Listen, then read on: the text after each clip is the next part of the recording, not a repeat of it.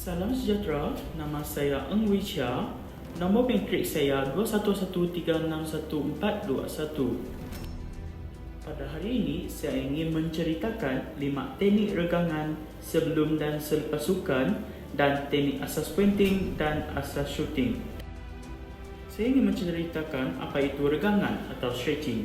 Regangan atau latihan flexibility adalah salah satu komponen yang paling kurang dilakukan dalam aktiviti senaman biasanya. Flexibility atau kelunturan adalah salah satu komponen yang dimasukkan dalam komponen kesihatan selain komposisi badan, daya tahan otot, kekuatan otot dan kardiovaskular. Yang pertama ialah regangan balistik. Regangan balistik biasanya melibatkan otot aktif dan menggunakan gerak jenis lantunan di mana posisi akhir tidak dipegang. Ianya juga sering digunakan dalam pra-latihan pemanasan, dan ini adalah bukan teknik yang disukai oleh semua orang. Yang kedua, regangan dynamic. Regangan dynamic menggunakan kelajuan pergerakan momentum dan pergerakan otot yang aktif yang membawa kepada regangan. Ianya berkesan jika dilakukan sebelum pertandingan kerana ia dapat mengurangkan ketentangan otot. Kajian mencadangkan regangan dinamik dilakukan sebelum pertandingan adalah lebih baik kesannya jika berbanding dengan regangan statik khasnya bagi atlet-atlet secara kekuatan dan kuasa.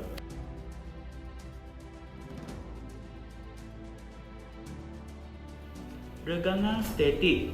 Regangan statik merujuk kepada regangan yang dilakukan untuk meregangkan otot sehingga had pergerakannya dan kedudukan itu dikekalkan untuk tempoh masa yang tertentu tanpa sebarang gerakan. Regangan isometrik. Regangan isometrik adalah jenis regangan statik yang hanya akan membabitkan rintangan ke atas kumpulan otot melalui isometrik otot yang diregang.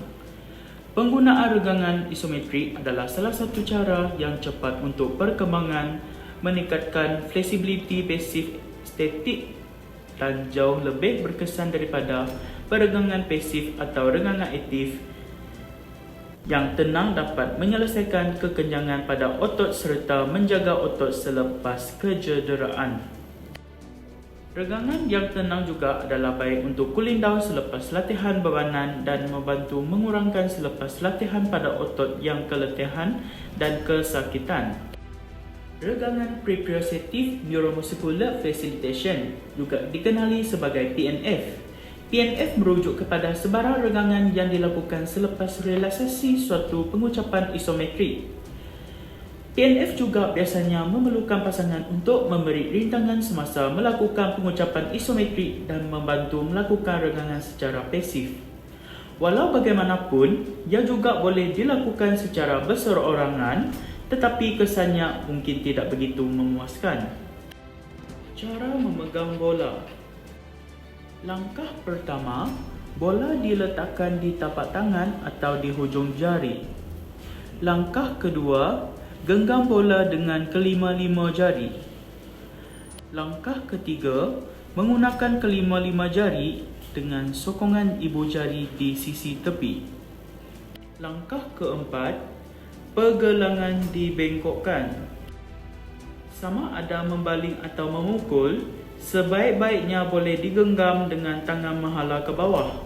Cara ini mewujudkan genggaman yang cukup kepada bola supaya jarak dan arah yang diperlukan dapat dikawal agar bola dapat mungkin dihampirkan kepada jet.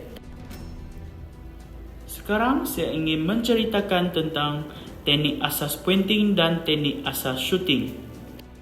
Teknik asas pointing menentukan tempat jatuh bol ialah merencanakan tempat jatuhnya bol sebelum bergolek ke jet. Teknik asas pointing ada 3, iaitu teknik rolling iaitu meleret, teknik half lob, labungan separuh dan ketiga ialah high lob, labungan tinggi. Teknik rolling iaitu meleret, labungan lebih kurang 2 meter dari bulatan dari lontaran mengikut pada permukaan padang. Yang kedua ialah teknik half lob. Half lob lontaran dalam keadaan 2.5 meter dari jet mengikut permukaan gelanggang. Ketiga, high lob. High loop, lontangan bol yang sangat tinggi ke udara. Bol akan jatuh menegak lebih kurang 0.5 meter hingga 1 meter dari jet.